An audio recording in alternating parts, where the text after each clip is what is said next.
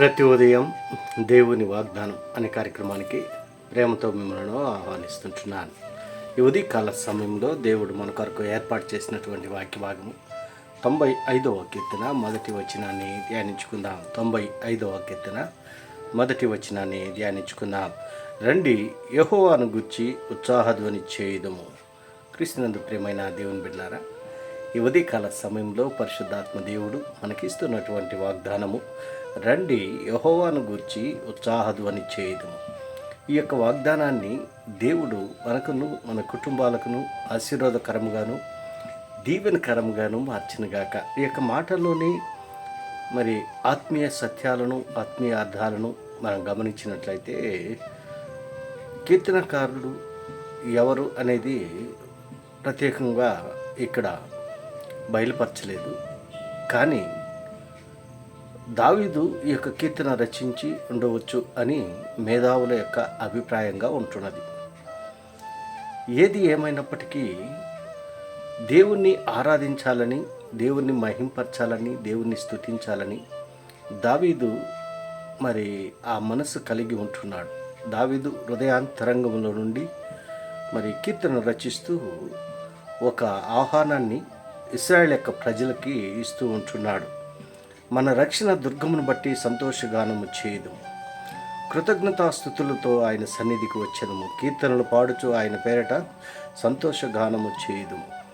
మరి ఏ రీతిగా అయితే ఇశ్రాయేలు యొక్క ప్రజలను దేవుడు రక్షించాడు, అందును బట్టి దేవునికి కృతజ్ఞతాస్థుతులు చెల్లిస్తూ ఆయన్ను ఆరాధించాలని భక్తుడైనటువంటి కీర్తనాకారుడైనటువంటి దావీదు యొక్క ఉద్దేశ్యంగా ఉంటున్నది. ఎందుకనగా దావీదు వ్యక్తిగత జీవితంలో కూడా దేవుడు అనేక మేలులను చేసి ఉంటున్నాడు, అనేక అద్భుత కార్యాలను జరిగించి ఉంటున్నాడు, అనేక ఆశ్చర్య కార్యాలను చేసి ఉంటున్నాడు. అందుకే అంటున్నాడు, దేవా, నీవు చేసిన ఉపకారములకు నేనేమి చెల్లించదను, రక్షణ పాత్రను చేతపుచ్చుకొని యెహోవా నామమున ప్రార్థన చేస్తానని దావీదు సెలవిస్తూ ఉంటున్నాడు.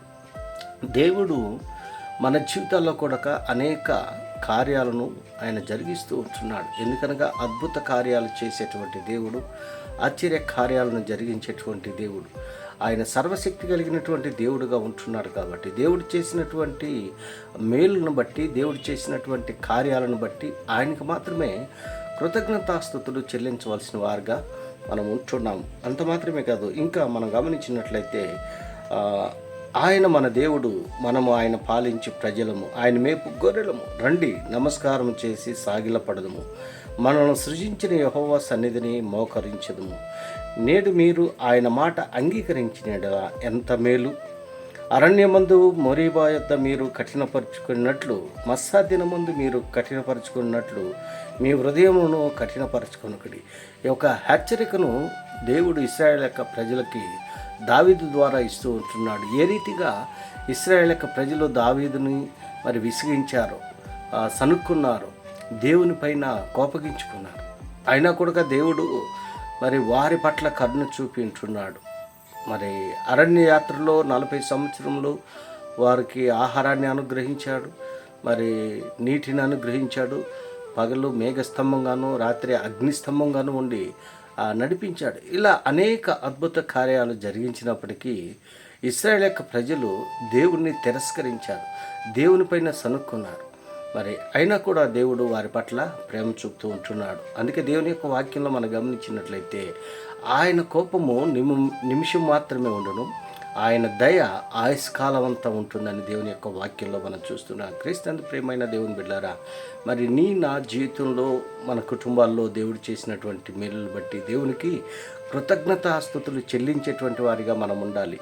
ఆయన మనల్ని రక్షించినటువంటి దేవుడు, మనల్ని సృష్టించినటువంటి దేవుడు, మనల్ని ఎన్నుకున్నటువంటి దేవుడు, దేవుడు చేసినటువంటి మేలును మరువకుండా ఆయనకు మాత్రమే మనం ఆరాధన చేసేటువంటి వారిగా ఉండాలని ఈ కొద్ది మాటల ద్వారా నేను హెచ్చరిక చేస్తుంటున్నాను. దేవుడి యొక్క మాటలను మరెక్కువగా మీకును మీ కుటుంబాలకును ఆశీర్వాదకరముగాను దీవెనకరముగాను మార్చనుగాక. ఆమేన్.